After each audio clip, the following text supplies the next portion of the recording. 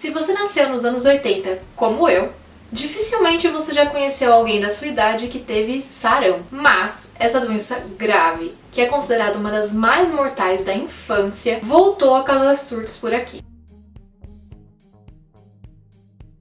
Consequência principalmente da entrada de pessoas não vacinadas no país, combinada com a queda das taxas de vacinação. Isso porque o sarampo é causado por um vírus altamente contagioso. Por essa razão, qualquer pessoa não vacinada fica altamente suscetível a contrair essa doença. Já dá para ter uma ideia da importância da vacinação, né?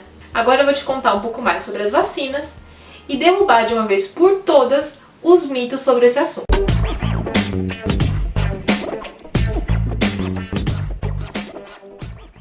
Primeiro, vamos entender como é que o nosso sistema de defesa, o sistema imunológico, funciona. Nós temos dois grupos principais de células de defesa. As células da imunidade inata, que funcionam como um soldado raso, e as células da imunidade específica, que são tipo a tropa de choque, o pelotão especializado. Quando um micro-organismo entra no nosso corpo, o sistema imune convoca primeiro as células da imunidade inata para tentar conter esse micro-organismo. Essas células não são especializadas, ou seja, elas tentam conter qualquer invasor sem diferença nenhuma. Assim elas vão ganhando tempo, enquanto as células especializadas estão se organizando e aprendendo a combater o micro-organismo invasor de maneira específica. São essas células especializadas que vão produzir as substâncias chamadas anticorpos, que atuam prendendo o invasor. E assim conseguem eliminar essa ameaça para o corpo. Mais importante é que as células especializadas que produzem os anticorpos não esquecem o invasor. Uma parte delas fica armazenada como células de memória, que são depois convocadas imediatamente se esse invasor aparecer de novo. Porém, o tempo que leva entre o micro-organismo entrar no corpo e as células especializadas produzirem os anticorpos, para algumas doenças é muito demorado e a pessoa pode morrer antes mesmo de as células especializadas serem convocadas. É aí que entram as vacinas.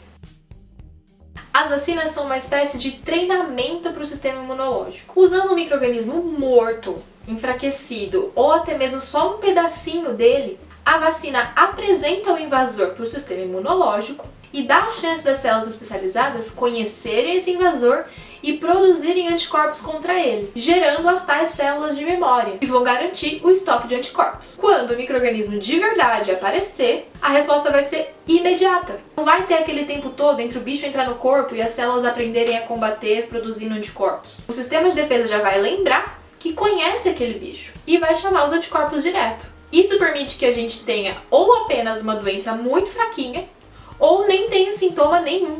Além disso, não é só você que fica protegido quando toma vacina. Existe um efeito chamado imunidade de rebanho. É, rebanho mesmo.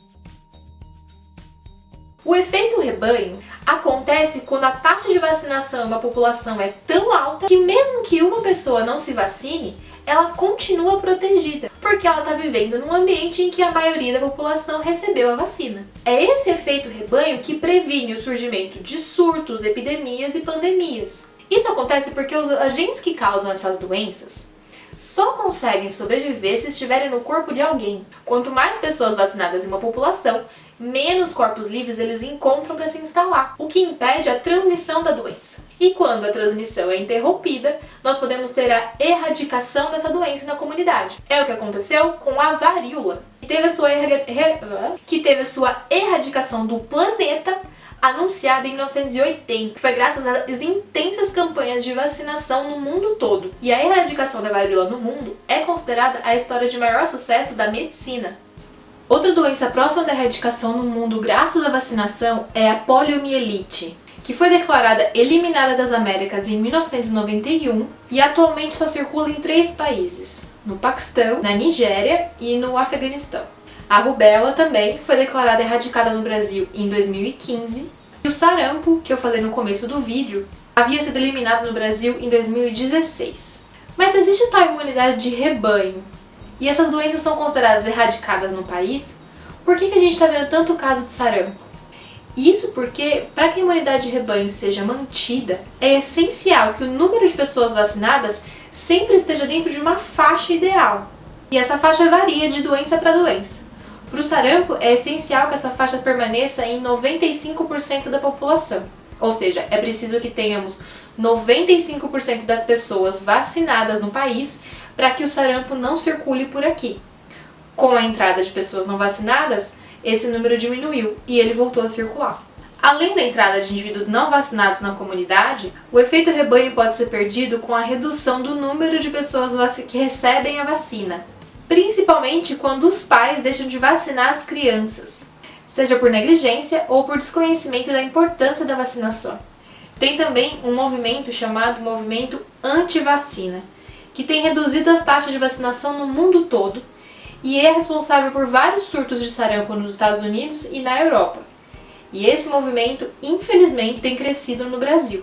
Mas com tantos benefícios que a gente tem comprovados das vacinas para a saúde, como que alguém pode ser contra a vacinação? Pois é, chegou a hora da gente falar sobre os mitos, porque são os mitos que acabam dando força para esses movimentos. Mas esse é assunto para o nosso próximo vídeo.